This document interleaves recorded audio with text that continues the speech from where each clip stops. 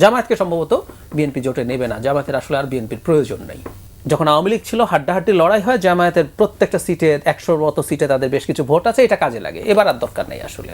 নির্বাচন ফেব্রুয়ারিতে যদি হয়, 6 মাস বাকি আছে, এবং আমি হিসাব করে দেখলাম ডিসেম্বরের মাঝামাঝি যদি শিডিউল আসার কথা, 3.5 মাস মাত্র বাকি আছে। কথা ছিল এই সময় রাজনৈতিক দলগুলো তাদের সাংগঠনিক কাজে, তাদের ইশতেহার হয়তো পরে দেবে, কিন্তু বেসিক তাদের ইলেকট্রাল যে প্রতিশ্রুতি সেগুলো নিয়ে কথা বলবে, সেগুলোই মূল আলোচনার বিষয় হয়ে দাঁড়াবে। কিন্তু এখন সমাজে পলিটিক্যালি কনসিয়াস মানুষের মধ্যে মূল আলোচনা হচ্ছে আদৌ নির্বাচনটা হবে কিনা, নির্বাচন না হলে কি হবে, এই সরকারই কন্টিনিউ করবে নাকি অন্য একটা কেয়ারটেকার আসবে, নাকি সামরিক বাহিনী ইন্টারভিন করবে।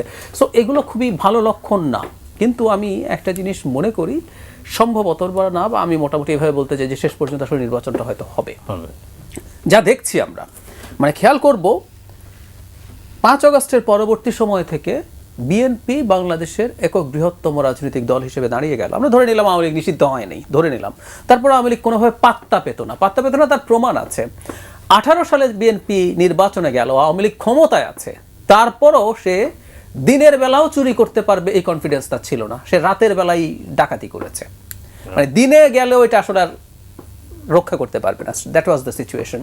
আর জুলাই আগস্টের পরে এসে আওয়ামী লীগের মানে পচে যাওয়া আওয়ামী লীগ সিট কিছু পাবে হয়তো যদি থাকতো তারা ফেয়ার ইলেকশনে, কিন্তু ফাইট করতে পারতো না। ফলে পপুলার পারসেপশন বা মোটামুটি নিশ্চিত যে বিএনপি ক্ষমতায় যাচ্ছে। তাহলে বিএনপির কাছ থেকে এখন অন্য যারা আছে, জামায়াত ইসলামী, ইসলামী আন্দোলন, এনসিপি, আমি মূলত এই 3টা দলকে দিতে চাই। জামায়াত ইসলামী নির্বাচনী রাজনীতি করেছে, তারা এককভাবে নির্বাচন করেছে, তাদের একটা শক্তি আছে এখন পর্যন্ত। ইসলামী আন্দোলন শেখ হাসিনার সময়ে হলেও তারা লোকাল অনেকগুলো গভর্নমেন্ট ইলেকশনে পার্টিসিপেট করেছে এবং তাদেরও কিছু ভোটের প্রমাণ আছে। এনসিপি না থাকলে এনসিপিতে যেহেতু আমাদের কিছু অভ্যুত্থানের পরিচিত মুখ আছে, সো এই 3টা শক্তি এখন চিন্তা করছে তাদের ভবিষ্যৎ রাজনীতিকে যদি ধরে রাখতে হয় তাদের তো কিছু লেভারেজ লাগবে, যেমন সংসদে তাদের একটা সিগনিফিক্যান্ট নাম্বার অফ এমপিস লাগবে। এখন না হলে যেটা হবে, তারা কেন রাজনীতি করবেন, কিভাবে করবেন, এবং এই দলগুলোই একটা সংকট নিজেদের উপরে তৈরি করেছে। এটা জামায়াত করেছে, এনসিপি করেছে, ইসলামী আন্দোলনও করেছে। সেটা হচ্ছে তারা তাদের সম্পর্কে খুব বড় ইমেজ পোর্ট্রে করেছে। সোশ্যাল মিডিয়াতে খুব লম্বা সময় জামায়াতে ইসলামী তাদের একটা ইকোসিস্টেম তৈরি করেছে। আর তাতে দেখা যায় কোথাও জামায়াতের পক্ষের যদি কোনো পোস্ট হয় সেটার অসংখ্য রিয়াকশন, এবং এর মধ্যে প্রচুর বট আইডিয়া আছে, এর বাইরে তাদের অ্যাক্টিভিস্টরা আছেন। কোথাও যদি তাদের বিপক্ষে কিছু যায়, তীব্র সমালোচনা, নেগেটিভ রিয়াকশনস, গালিগালাজ পর্যন্ত, প্রচুর গালিগালাজ তারা করেন। তাতে মনে হয় অনেকের কাছে খুব ভাইব্রেন্ট, জামাত অনেক। কোথাও আপনি একটা পোল, আমি আপনাকে বলছি, আপনি কালকে যদি একটা পোল তৈরি করেন যে এই নির্বাচনে কে জিতবে, আপনি দেখবেন ওখানে বিপুল ভোটে জামাতের কাছে বিএনপি হেরে গেছে।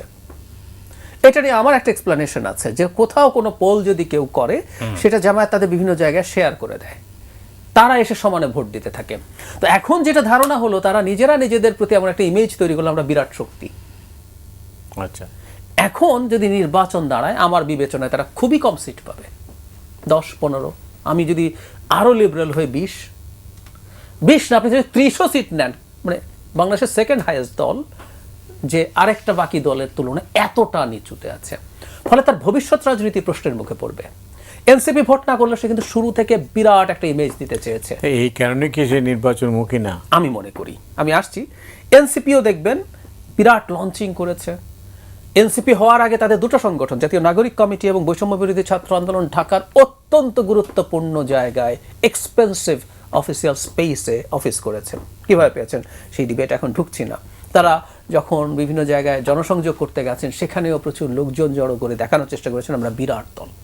এবং প্রায় তারা বলেন যে জনগণ, মানে সংস্কারের কথা যখন বলেন, জনগণ সংস্কার চায়, জনগণ গণপরিষদ চায়। সো আপনি যখন বলছেন জনগণ আপনার সাথে আছে, ভোটের পর যদি আমরা দেখি যে তারা ভালো করছেন না, ভবিষ্যৎ রাজনীতি বিরাট চ্যালেঞ্জের মুখে পড়বে। সো তাদের এক ধরনের ইলেকশন ভীতি তৈরি হয়েছে।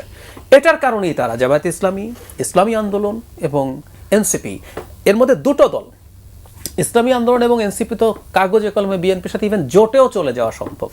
জামায়াতকে সম্ভবত বিএনপি জোটে নেবে না, জামায়াতের আসলে আর বিএনপির প্রয়োজন নেই। যখন আওয়ামী লীগ ছিল হাড্ডাহাড্ডি লড়াই হয়, জামায়াতের প্রত্যেকটা সিটে 100-র মতো সিটে তাদের বেশ কিছু ভোট আছে, এটা কাজে লাগে। এবার আর দরকার নেই আসলে। তো ওই দুই দল তার সাথে জোটে যাবে নাকি এক ধরনের আসন সমঝোতা করবে, কিছু ছাড় পেয়ে তারা পার্লামেন্টে আসার চেষ্টা করবে, সেটা জামায়াতও হতে পারে যে তারা কোনো ধরনের নেগোসিয়েশন। কারণ আমি একটা আলাপ করতে শুনছি বিভিন্ন জায়গায়, আমি স্পেসিফিকলি বলছি না, যে বিএনপি তো জাতীয় সরকারের কথা বলছে সরকার তৈরি হওয়ার পর, তো তাহলে বিএনপি কেন একটা জাতীয় সংসদ তৈরি করবে না, সবাইকে পার্লামেন্টে নেওয়ার মাধ্যমে একটা আগে থেকে একটা কম্বাইন্ড সংসদ যেখানে বিএনপি অনেক সিট ছেড়ে দেবে জামাত সহ সবাইকে, এই রকম একটা ডিলের আলাপ সম্ভবত হচ্ছে, তাতে অন্যদের মানিজ্যত একটু থাকে।